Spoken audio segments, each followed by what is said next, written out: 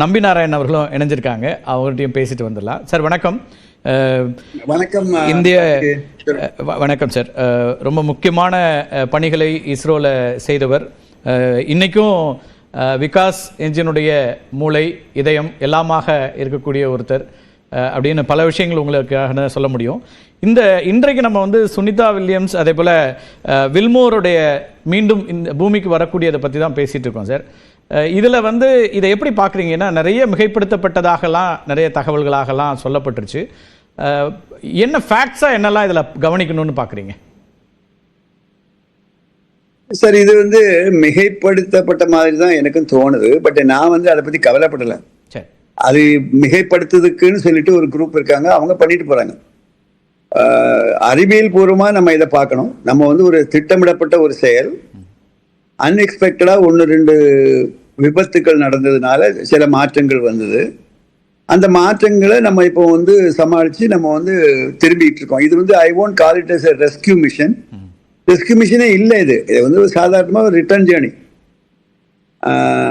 அந்த அளவுக்கு தான் நான் பார்க்குறேன். அதனால அறிவுபூர்வமாக எனக்கு நிச்சயமாக எல்லாருக்கும் இருக்கிற மாதிரி எனக்கும் ஒரு ஆங்ஸைட்டி இருக்குது. இது எப்படின்னா, ரொம்ப ஒரு ஆர்வமாக இருக்கும், இவங்க வரணும், சந்தோஷமாக வரணும், ஒரு பிரச்சனையும் வரக்கூடாது அப்படிங்கிற மாதிரி ஒரு ஆர்வத்தில் இருக்கிறதுனால நான் அந்த ஆர்வத்தை சொல்றேனே தவிர எனக்கு டென்ஷன் ஒன்றுமே இல்லை. ஓகே. நமக்கு கூடுதல் ஆர்வமும் இருக்கு. சுனிதா வர்றாங்க அப்படிங்கும் போது நம்மோட தொடர்புடைய ஒருத்தராக இருக்கக்கூடியதுனால அதுல ஒரு உங்களுக்கு ஒருவேளை ஆங்ஸைட்டி கூடுதலாக இருக்கலாம். இல்லை இல்லை இல்லை இல்லை இல்லை எனக்கு ஆக்சுவலா ஆங்ஸைட்டி வேற ஒரு விதத்துல கொஞ்சம் கூடுதல். எப்படின்னா, இந்த அம்மா நான் யுஎஸ்ஏல போயிருக்கும்போது பார்த்து பேசிட்டு இருக்கும்போது இதே மாதிரி நல்ல பொசிஷன்ல இருக்கக்கூடிய சில நண்பர்களையும் பார்த்தேன். அவங்க பேசுறதெல்லாம் பார்க்கறதுக்கும் இந்த அம்மா பேசுறதுக்கும் ஒரு பெரிய வித்தியாசம் இருந்தது. எப்படின்னா, இந்த அம்மா இப்பவும் இந்த நாடு இந்திய நாடு, அதனுடைய கல்ச்சர், அதனுடைய எல்லாத்தையுமே பத்தி ரொம்ப பெருமையாகவும் ரொம்ப ஆர்வமாகவும் பேசுறாங்க. ஆக்சுவலா ஒரு விதத்துல சொல்ல போனா, அந்த அம்மா பேசிட்டு இருக்கும்போது அவங்களுடைய பாடி லாங்குவேஜ்ல இருந்து நான் புரிஞ்சுக்கிட்டது என்னன்னா, நானும் இந்தியாவிலே வந்துடலாமே, அங்கேயே செட்டில் பண்ணிடலாமே, எனக்கு அவங்களுடைய கல்ச்சர் எல்லாம் பிடிச்சிருக்குங்கிற மாதிரி கூட சொன்னாங்க. இது எதுக்கு சொல்றேன்னா, எங்கேயோ ஒரு நாட்டுக்கு போறோம், அங்க போறோம், நம்ம ஒரு பிழைப்புக்காக போறோம், திருப்பி வந்துடுவோங்கிற ஒரு மனப்பான்மையில இருந்த ஒரு ஆள் தான் இவங்க. வேறையும் 1-2 பேர் நான் பேர் சொல்ல விரும்பல. ஆனா அவங்க எல்லாம் ஏதோ பிறக்கும் போதே பிரசிடென்டாகவும் வைஸ் பிரசிடென்டாகவும் பிறந்த மாதிரி எல்லாம் பேசிட்டு இருக்கும்போது, இந்த அம்மா எவ்வளவு ஆர்வமா நம்ம நாட்டினுடைய கல்ச்சர் ஒன்னொன்னையும் தெரிஞ்சுக்கிறாங்க. சென்னை குஜராத்தில் இருந்தவங்களா இருந்தாலும் சென்னை, தமிழ்நாடு எப்படி இருக்கு, கேரளா எப்படி இருக்கு அப்படிங்கிற மாதிரி அந்த ஆர்வத்தினால நான் அவங்கள்ட்ட ஒரு ஈர்க்கப்பட்டேன். அந்த ஒரு இது அந்த ஒரு காரணம் தான் எனக்கு இந்த ஆங்ஸைட்டிக்கு காரணமே தவிர எனக்கு வேற எந்த காரணமும் இல்லை. நல்லபடியா வரணும், நம்ம ஆளு ஒரு ஆளுங்கிற மாதிரி. ஆனா அந்த நம்ம ஆளுங்கிற ஒரு காரணம் இந்திய வம்சாவளியை சேர்ந்தவங்க மாத்திரம் இல்ல, இந்தியாவில் அக்கறை உள்ள ஒரு ஆளுங்கிற முறைக்கு எனக்கு அவங்க மேல ஒரு புரிஞ்சுக்க முடியும் சார். இப்போ திரும்புறதுல இந்த பயணத்துல என்னென்ன விஷயங்கள் கவனிக்கப்பட்டதா இருக்கும்? நீங்க அறிவியல் பூர்வமாவே இந்த பயணம் அவ்வளவு எளிதா இருந்துருமா திரும்ப வர்றதுல, அல்லது இந்தந்த நிலைகள்லாம் இது கடக்க வேண்டியிருக்குன்னு பார்க்க வேண்டியிருக்கா? சார், இவங்க நாங்க கொஞ்சம் யோசனை பண்ணி பாருங்க. இது லாஸ்ட் லெக், கடைசி கட்டம். நாங்க ராக்கெட்டில் எப்பவுமே ஒரு பொருளுடைய ரிலையபிலிட்டி ஒரு பர்டிகுலர் லெவல்ல நம்ம அக்செப்ட் பண்ணுவோம். அதே ப்ரெஷர் டிரான்ஸ்டியூசர் ஒரு மெஷர் பண்ணக்கூடியது ஃபர்ஸ்ட் ஸ்டேஜில் இருக்கும்போது அதனுடைய ரிலையபிலிட்டி ஒரு லெவல். அதே மெட்டீரியல் அதே ப்ரெஷர் பிக்கப் 4th ஸ்டேஜில் இருக்கும்போது அல்லது 3rd ஸ்டேஜில் இருக்கும்போது அதனுடைய ரிலையபிலிட்டி ஹையர். அது ஏன்னு கேட்டிங்கன்னா, அதுதான் அந்த ராக்கெட்டினுடைய எழுதப்படாத சட்டம். As you go up, mission முடிச்சுக்கிட்டே கடைசி நேரத்தில் ஃபெயில் ஆனோம்னா ஐயோ பைத்தியகார வைத்தறிச்சலா இருக்க, கடைசி நேரத்தில் ஃபெயில் ஆகிட்டோம்னு சொல்லுவோம். இந்த கடைசி நேரத்தில் ஃபெயில் ஆக கூடாது அப்படிங்கிற ஒரு தர்மத்தினுடைய புறத்து தான் இப்ப வரக்கூடிய மிஷன். இப்ப திருப்பி வரக்கூடியது லாஸ்ட் லெக். இந்த லாஸ்ட் லெக்ல touch wood nothing will go wrong, because அந்த அளவுக்கு ரிலையபிலிட்டியும் அந்த அளவுக்கு ரிப்பீட்டபிலிட்டியும் அந்த அளவுக்கு கன்சிஸ்டன்சியும் அதுல இருக்கும். அது எந்த சந்தேகமும் உங்களுக்கு வேண்டாம். மாத்திரமில்லை, ஏற்கனவே நிரூபிக்கப்பட்ட ஒரு விஷயம். ஆனாலும் அதையும் மீறி ஏதாவது ஒண்ணு நடந்துருமோ அப்படிங்கிற ஒரு மனசுல இருக்கக்கூடிய ஒரு கிளேசம் இருக்கும், எல்லாத்துக்கும் இருக்கும்.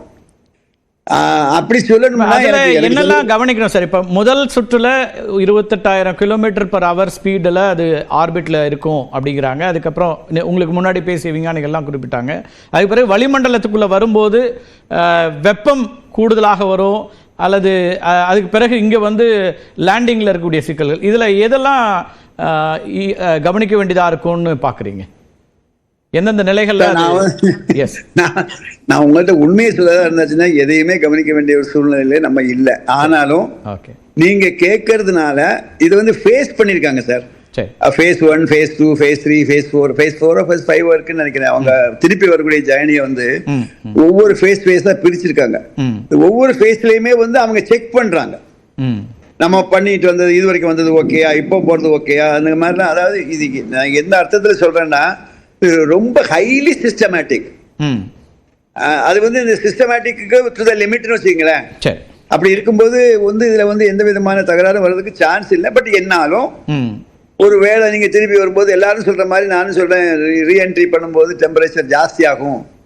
ஸோ அதனால என்ன ஆகும், அதனால சில ஓடுகள் உடையலாம், சில அது இதெல்லாம் சொல்லிக்கிட்டு இருக்கலாம். ஆனா அதாவது சார் நம்ம வந்து பொதுவே வந்து நம்ம ஒரு திட்டத்தை பத்தி ஒரு எலக்ட்ரிஷியன் வந்து ஒரு எலக்ட்ரிக்கல் மெயினை வந்து ரிப்பேர் பார்க்கும்போது அலட்சியமா பண்ணுவான். நமக்கு தான் படப்படான்னு அடிச்சுக்கும், எங்கேயாவது ஷாக் அடிச்சிருமோ எங்கேயாவது ஷாக் அடிச்சிருமோ. அவன் வந்து அலட்சியமா பண்றதுக்கு ஒரே ஒரு காரணம், அவனுக்கு தெரியும் எங்க தொட்டா எங்க ஷாக் அடிக்கும்னு. அந்த மாதிரி நீங்க என்கிட்ட கேட்டுட்டு இருக்கீங்க, இதுல எங்க உங்களுக்கு டென்ஷன் இருக்குன்னு. ஒன்றுமே டென்ஷன் இல்லை. பட் இருந்தாலும் ஆனா இதுல வந்து நான் அந்த அதை கடந்து சார், இப்போ ஸ்பேஸ் மிஷன் சர்வதேச விண்வெளி ஆய்வுல சர்வதேச நாடுகள் என்னெல்லாம் பண்ணியிருக்கிறோம். இப்போ இந்த விண்வெளி ஆய்வினுடைய நோக்கம் என்னவா இருக்கு? இப்போ அங்கே போய் நம்ம என்ன செய்கிறோம், அதுக்கான என்னென்ன விஷயங்கள் நடந்துட்டு இருக்கு சார்? இதுல நிறைய இருக்கு, சாப்டர் பை சாப்டர் சொல்லிக்கிட்டே இருக்கலாம். விண்வெளி ஆராய்ச்சியில வந்து நிறைய பண்றாங்க, சிமிலர் மெட்டீரியல் வெல்டிங் பண்றாங்க, மேனுஃபேக்சரிங் பண்றாங்க. நான் அந்த கதைக்கெல்லாம் நான் போகலை, ஏன்னா எனக்கு அது தெரியாது. நான் பார்க்கறது என்னன்னா, இது வந்து டீப் ஸ்பேஸ், அவுட்டர் ஸ்பேஸ் உள்ள போறதுக்குள்ள ப்ரிலூட் தான் இது எல்லாமே. நீங்க மூன்ல போய் தங்குறதோ, இல்ல மார்ஸுக்கு போறதோ, இல்ல வீனஸுக்கு போறதோ, இதெல்லாம் எதுக்கு அங்க போய் இருந்து குடும்பம் நடத்துறதுக்காக இல்ல. இந்த வழியா போனா, இப்போ மார்ஸ் மிஷன் பண்ணும்போது அதனுடைய டிஸ்கஷன்ல பூரா எனக்கு இருக்க வேண்டிய ஒரு வாய்ப்பு கிடைச்சதுனால சொல்றேன். அப்பதான் எனக்கே தெரியுது இவ்வளவு interplanetary pulls and pushes இருக்கு. இதுல இருந்து எஸ்கேப் ஆகி இந்த route actually only one thing, நம்ம மார்ஸ் மிஷன்ல மார்ஸ்ல போய் நம்ம இறங்கிடல. மார்ஸ்ல வந்து நம்ம படிச்சுக்கிட்டது இந்த ரூட் வழியா போனால் நம்ம அங்க போய் சேர்ந்துடலாம். அப்போ ஒரு ரூட் படிக்கிறதுக்கே வந்து இவ்வளவு ஆராய்ச்சி இருக்கிற போது இதுல வந்து நிறைய மிஷன்ஸ் இருந்தா கூட எனக்கு என்ன தோணுதுன்னா, இதெல்லாம் ப்ரிலூட். நாளைக்கு நம்ம ஒரு வேளை அவுட்டர் ஸ்பேஸுக்கு போனோம் அப்படின்னா என்னெல்லாம் இதெல்லாம் நம்மளுடைய லெசன்ஸ். எல்லாம் படிக்கக்கூடிய எல்லா லெசன்ஸுமே வந்து டாக்குமெண்ட் ஆகாது. ஆனா சில விஷயங்கள் வந்து நம்ம மனசுலேயே நிற்கும், சில விஷயங்கள் வந்து எழுதாமையே புரியும், சில விஷயங்கள்ல வந்து ரொம்ப கவனமா இருப்போம். அது வந்து அந்த ராக்கெட்டினுடைய ஒரு பண்பாடு, அது அந்த ஒரு கல்ச்சர். அதனால நீங்க வந்து இதுல நான் இதை வந்து ப்ரிலூடா தான் சார் பாக்குறேன். ப்ரிலூடா பாக்குற போது எதனால ஏதாவது ஒரு கட்டத்தில் நம்ம இந்த பூமியை விட்டுட்டு போக வேண்டியது இருக்கும். இப்போ நம்ம ககன்யான் ப்ராஜெக்ட் வருதுன்னு வைங்களேன், 25-28ல.